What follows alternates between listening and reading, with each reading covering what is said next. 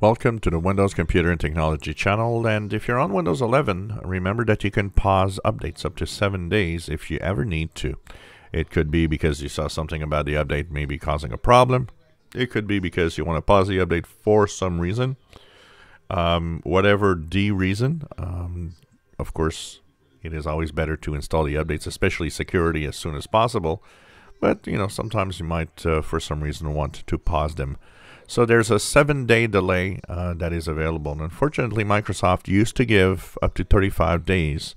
And that was nice because really you could, take your time. But I guess for security reason, they changed that.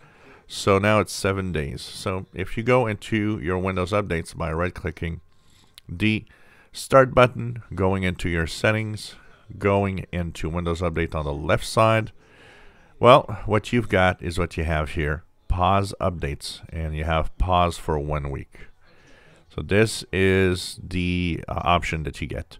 There are no more options for 35 days. Here you see that it's paused, for example, right now up to the March 1st, 2023, as we are February 22nd.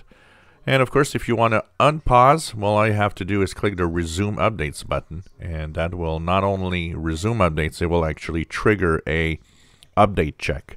So that means that if an update was available, it's going to be showing up because you actually will be doing an update check for this.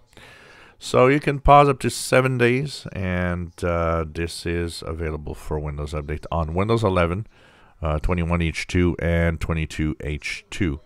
If you wish to pause. Like I said, especially for security updates, bug fixes I can understand, but they are optional and uninstall only with the Patch Tuesday security updates in general.